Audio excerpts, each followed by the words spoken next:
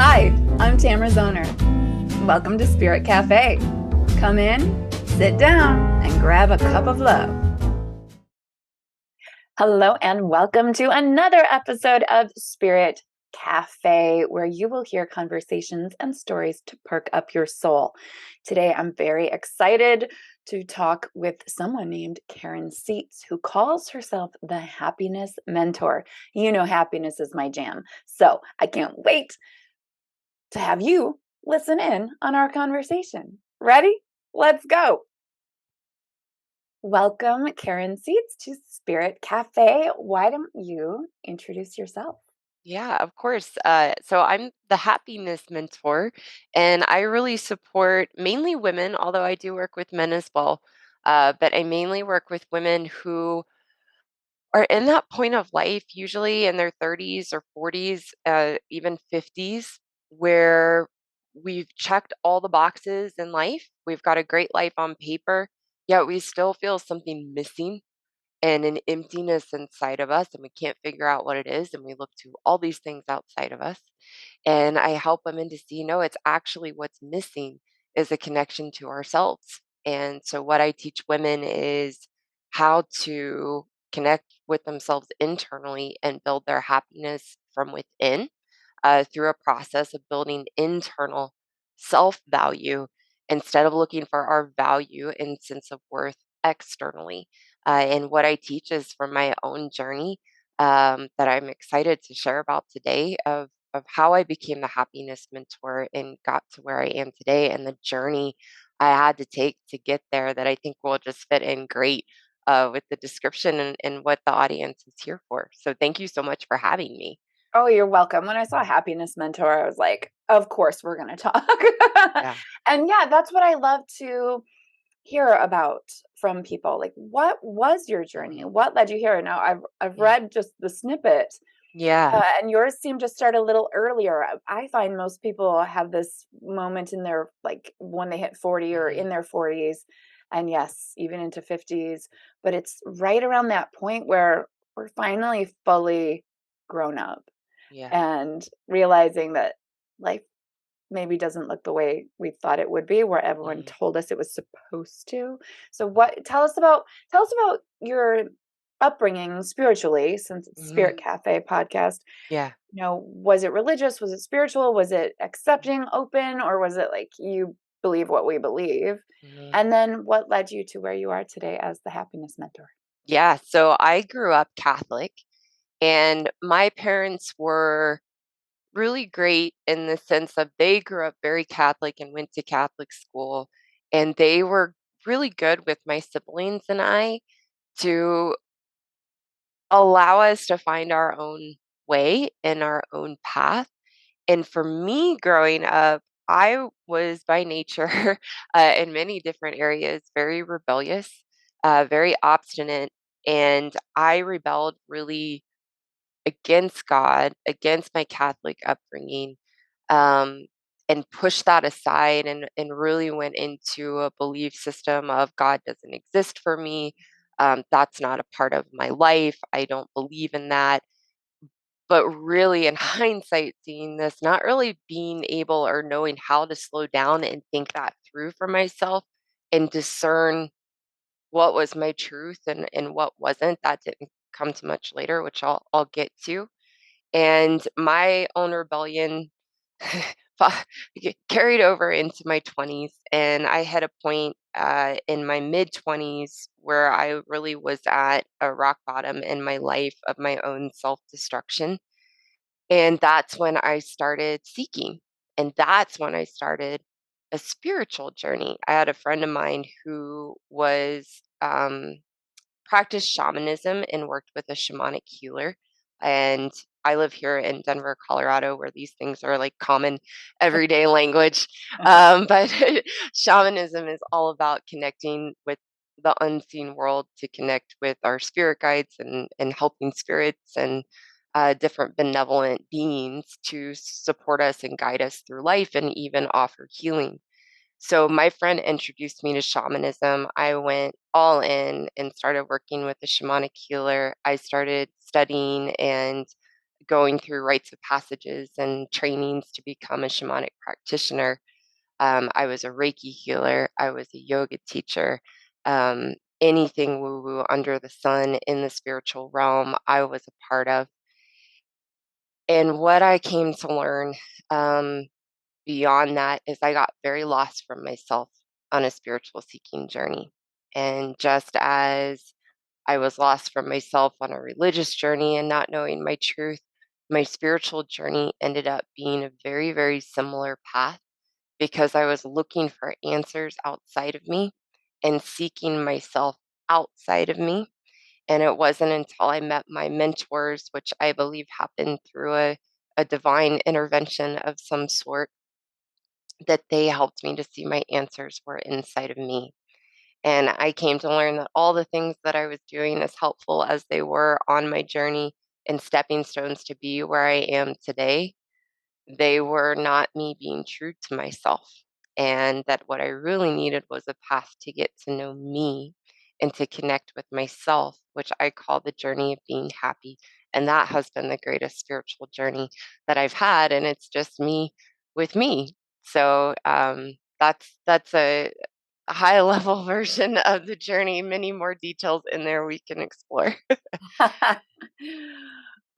It's, I feel like conversation after conversation, and I hope all the listeners and viewers glean this theme that it's all about simply being true to yourself and who you are and listening in for your own beliefs and your own relationship with the yada yada, as it's come Mhm. to be called on Spirit Cafe. Mhm.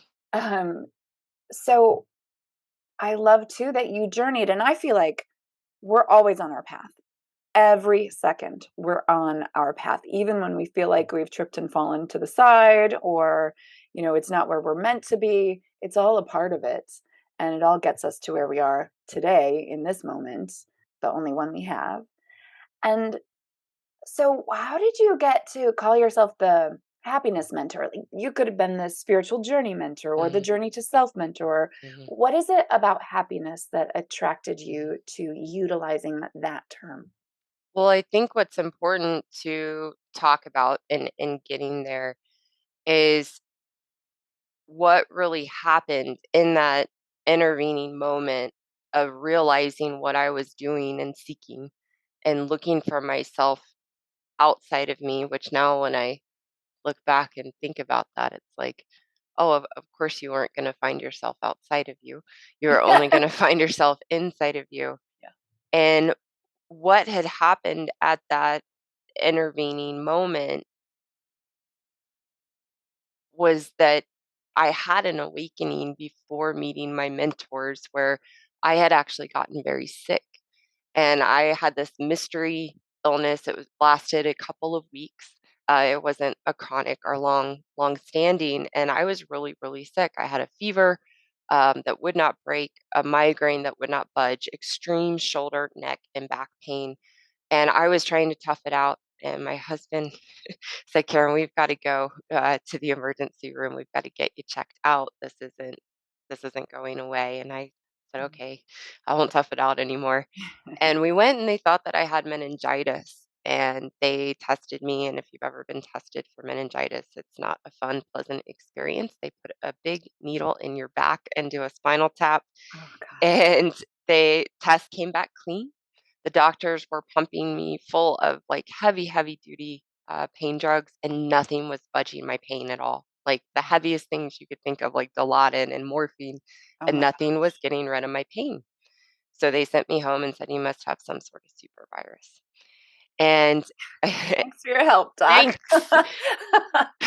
And in hindsight, I can look back and recognize that that was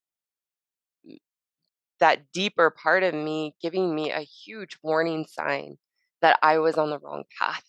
And 2 weeks later is when I met my mentors, and that defining moment of this journey to why I call myself the happiness mentor was they were the first people of anything that I was doing to help me see that I was the problem in my life. And I was the problem in all my insecurities, all my patterns, all the things that I was struggling to heal and felt like I was just on a hamster wheel with. They help me see it's you. You're the problem. It's your choices and decisions and how you feel about yourself and your relationship with yourself that this is where you are stuck. And they helped me to see how to build a relationship with myself and how the biggest part of why I was the problem was how much I looked externally to get a sense of who I was, to create some sort of identity of myself, to look to others for validation, approval, being liked, accepted, and had given all of my power away. No one made me do that. It wasn't my upbringing. It wasn't my parents. It's not society. It's not being a woman. It's not men. Those were my choices and decisions that unconsciously I made to give my power away to my external world, trying to find a sense of meaning and purpose about who I was. And they helped me to go inward to build a relationship with myself and learn a very practical roadmap to building value in me and finding my meaning and purpose within myself. And what happened from that was getting to a place where instead of wanting to be somebody more than Karyn Mhm. or somebody other than Karyn or a higher being than Karyn, which is what I was doing on my spiritual journey, I learned to just be me. And what I found in that was in this experience of I just want to be me and I just want the life that I have, not because of what's in it, not because who's in it or who's not in it, but because I have a connection to myself and I feel good about who I am internally, which is how I define happiness. Mhm. And that's what led me to being the happiness mentor because happiness, really learning to find my meaning and value internally as Karyn and valuing myself was the path out of all the problems and all the issues, which got me on a spiritual seeking journey in the first place. Mhm. And becoming happy internally was the way out. And that's what I help other people with and why I call myself the happiness mentor. So beautiful and such an empowered approach. A lot of people think that it's all that stuff out there, and recognizing without self-blame that you were the problem, because the way that you talk about it's very clean. Mm, It's like your energy around "I was the problem" is super clean. It's a lot of people say, "Well, oh, it's my fault, I'm the problem," and it's this victim mentality, but yours is just mm. like this. "Oh, it was me, Yeah. and that's okay, and I learned differently." And Yeah. that's so, I don't swear on this podcast, but I would say effing beautiful. Because when we take total responsibility for our lives, including our own selves being the problem, that enables us and empowers us to have total responsibility for healing, for the solution, to be the solution instead of the problem. Mm, And we can change anything, anything, because it's the perspective that we have on what's out there that is created from the perspective we have within mm, on who we are and how we are and where we are. And that sense of being and accepting being who you are is the foundation for stepping forward and creating whatever you want. mm. Well done, Karyn. Thank you. Well done, Karyn. So, do again define happiness for us, your Mhm. definition of happiness. Yeah. So my definition of happiness, and this is really, really important because this is where we as humans, and in my own experience and in working with others, this is where we get really off track because we're not clear on what happiness is. And that's where we end up in this pursuit of happiness, Mhm. which is actually the experience of being unhappy. Because in our pursuit of happiness, we're looking for the next thing, the next person, the next promotion, the next Mhm. amount of money, the next place to be able to get out of debt, the next place to travel, thinking, once I have this, Yep. then I will be happy. And that's actually, I think, important to cover first is the definition of unhappy. Mhm. It's not a feeling, it's not depression, it's a state of being where you're in this constant loop of I always want what I don't have. Mhm. That's the experience of being unhappy that leads us on this chase through life, and we acquire all these things and relationships and achievements, and yet we still feel empty on the inside Mhm. because we all know, and we've heard a million times, a million different ways. I am not the first to say this, that no one and no thing can make you happy. Mhm. Yet none of us know how to get off that cycle. And I feel very blessed to be off that cycle. And it came from really understanding, okay, what is happiness? Happiness is not a feeling, it's not an emotion, it's not joy, it's not gratitude. Happiness really is a state of being Yeah. where you just want, this is how I define it, this is the definition. I only want to be me, and I only want the life I have. And it's independent. That experience is independent of anything you have in your life. It's independent of anything external. Mhm. It's an experience of yourself because you feel good about who you are. You value yourself internally. That from that experience, that's where you only want to be you and you only want the life you have, even with the challenges, even with the struggles, even with your past, even with where you are today or where you want to go in the future, because you have a deep sense of knowing that you will be okay no matter what. And when we find our happiness within, it's an experience of I know I will be okay no matter what, and I have no lack or want. And Mhm. it doesn't mean from that place that we can't build in our lives, that we don't have things we want to experience or goals or visions we want to move towards. Mhm. It's just from that place of happiness. It's not from a place of once I achieve this, once I get this, once I do this, Then then I'll my be life will be happy. Yeah. complete. Yeah, then I'll be happy. It's this is the experience of myself that I want to grow and learn in life and actually get to know who I am and self actualize. I want these experiences because this is how I want to get to know myself, not from a place of what is this going to give me or provide me that I don't already have within myself, which is how most of us go through life trying to accomplish the things we want to accomplish in life. It's from this place of thinking. And it's so ingrained and so pervasive, we can't even see it, but Yeah. it's from this place of thinking, once this happens, once I achieve this, then I will be happy. And it Right. never happens. No, that's what we call the big myth of happiness, the myth of Mhm, more. That if then, if my partner changes or starts picking his underwear up off the floor, then I'll be mhm. happy. Or if I get that raise, but no, you still will be you. Yeah, you Yeah. will still have that lack of internal self value, Yeah. which is what's driving the sense of more. And that's exactly what my spiritual journey was. Hmm. It was that, and that's why I trained and certified and went through so many different modalities because none of them were working. If any of them had been working to do what I thought that they were doing, I actually would have stopped seeking because I would have Right. found what I was looking for. So it's the actually, in my experience, the perpetual seeking is what shows us we're not getting where we think we are, or it's not doing what we think it's doing. That in itself is that pursuit of more. So if you've done all the things like I did, you order book after book after book after book, that's the same journey of seeking more and more in our Mhm. lives of job promotions or the house or the certain amount of money. We do the same thing on a spiritual path. Yeah, yeah. I love that so much because, especially in the coaching field, you see so many coaches going for that next certification, that next one, that next one, Mhm, that next one. And oh, no, I just want to add more tools to my belt. mhm, Well, sure. mhm. And it's because you feel like you lack something.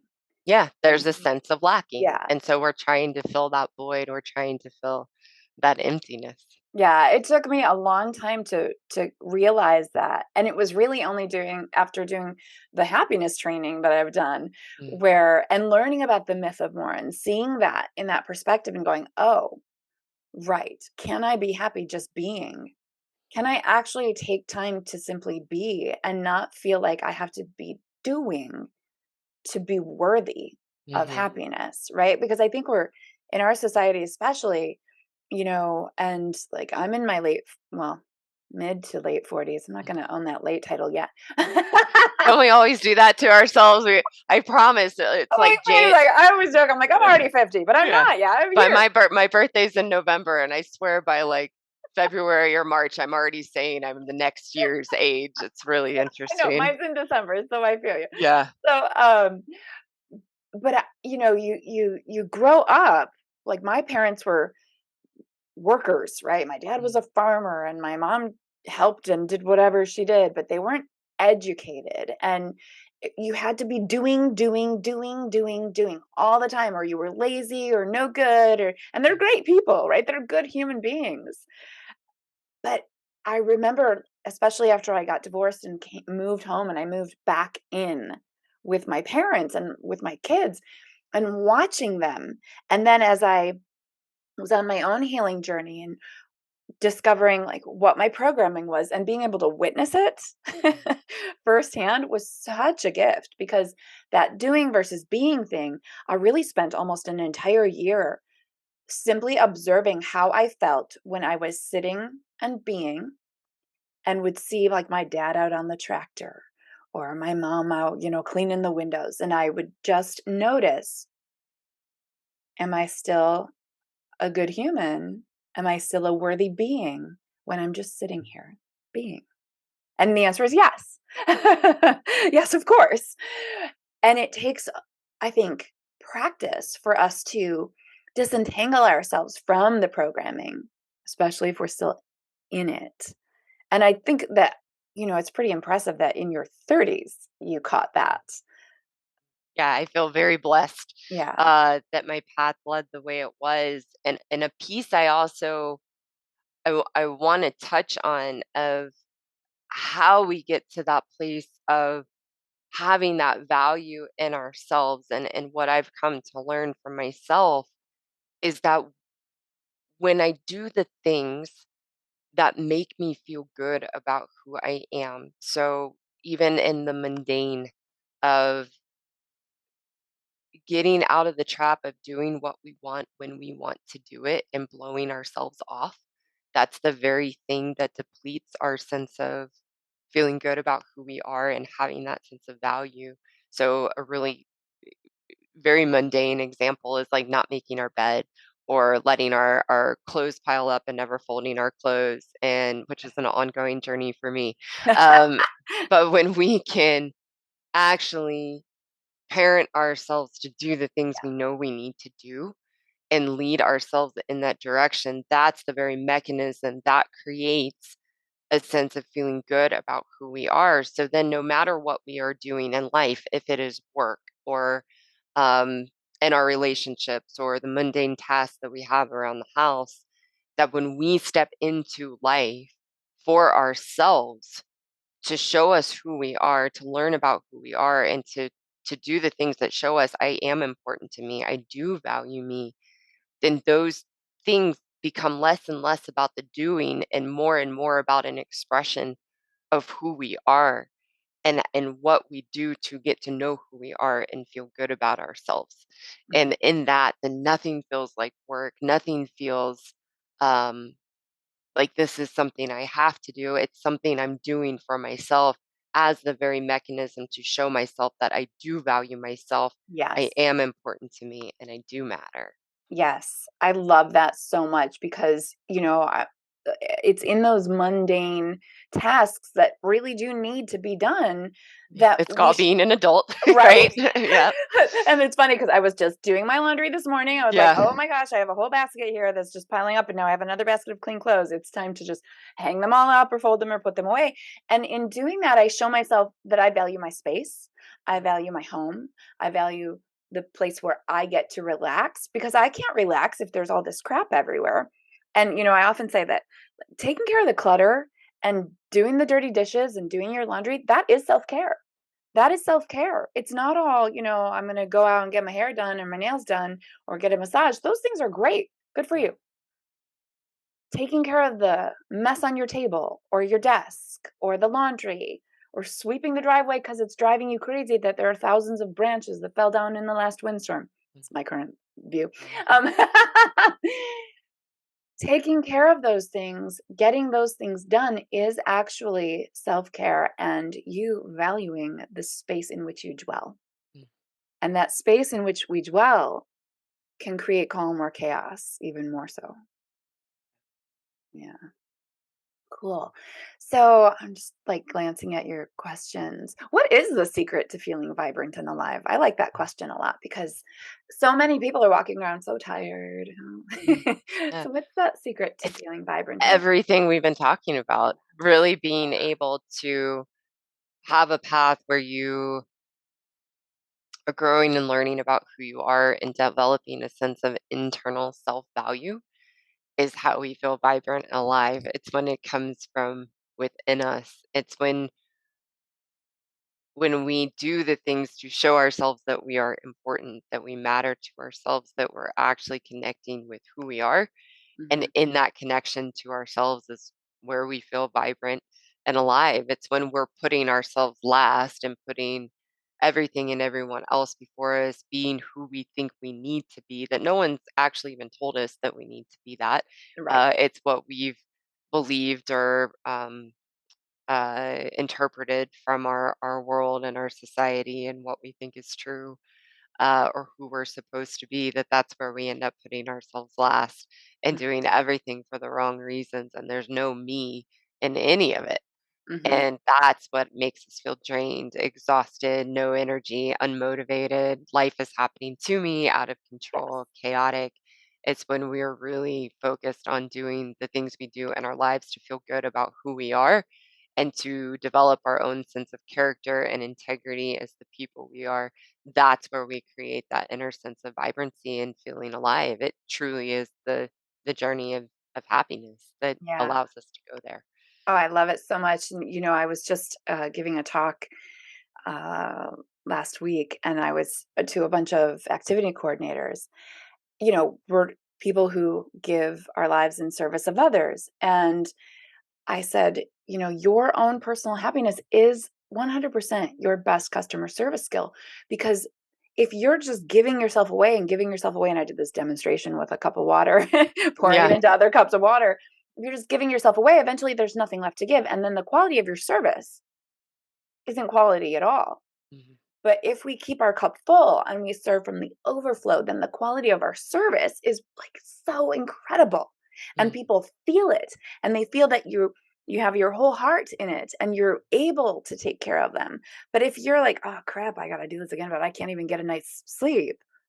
Nobody wants that kind of service, mm. you And we're know? yeah, we're operating from that place in so many different places in our lives, and I'd say that and what you're sharing, even just in the terms of service, Mhm. is another myth about happiness that we'll see a lot of different places that being of service to others, doing for others is what makes us happy. And we can't do it from that place. Mhm. That actually from that place and what you're saying is that then we do drain ourselves because we're not taking care of ourselves. We're not giving to ourselves. Yeah. And we end up giving from this empty place and people can feel that. And we're Whether trying to that's get happiness from a situation instead of bring our yeah. happiness into it. Yeah. And we're trying to get that happiness Yeah. from that act of service. Right. So even acts of service cannot make you happy. Right, right. Yeah. So important. Such a good conversation. I love talking to another person who talks and teaches about happiness. So how do people reach you? How do they work with Mhm. you? What's the best way to find you? Yeah, the best way to find me is through my website at happinesscourse.com. And I teach a 10-week happiness course mainly for women who are at that place, like we talked about in the beginning, of having all the boxes checked in life, but still feeling empty and unfulfilled. That's who I serve best. And if you want to learn more and get to know me more, then head over to my website. Awesome. I will include it in the show notes and Thank you. anywhere this shows up. Thank you so much for this wonderful conversation. What is I always like to ask, like, what's the final little nugget of wisdom you want to Mm, give to the world? What do you want people yeah. to know more than anything else? Well, one of the things, and this might not be for everyone, but one of the things that was really fascinating to me as I began to go within to find myself and really connect with myself and have a relationship with me, my journey really came full circle where I was looking for God and that sense of higher meaning outside of myself for so long that it wasn't until I went within and really connected with me that then I found God through the relationship with myself. And it doesn't ascribe to any religion or spiritual practice or faith. It came as an expression of me. And so if anyone listening is in that place that I was of confusion and what's true for me and what's not, and I want a connection with God, but it doesn't fit through religion or it doesn't fit through a spiritual path, that I want to encourage you to know that when you build a relationship with yourself and that's a path that speaks to you, that that's where you will find your connection and meaning with God, whatever that is for you, if that's something that speaks to you and you're longing for, which is something that I longed for. And it was really through that journey and what we've been talking about today that it came full circle. And now it's a beautiful path and a beautiful relationship, and want to give hope to people that that's out there and possible. Beautiful. Thank you so much. It's so true. We are of God. And Yeah. so we need only look within to find that source. I love it. Beautiful. Thank you so much for your time, Karyn. Really appreciate it. Thank you, listeners, viewers. You know, I love to read your comments below, whatever you're listening on. So rate us, review us, like us, subscribe, and comment, please. And I will talk to you again next week. Thank you, Karyn. Thank Bye. you. Thank you for joining us on Spirit Cafe. Please leave all comments on our Spirit Cafe Facebook page or in the comments below our YouTube videos.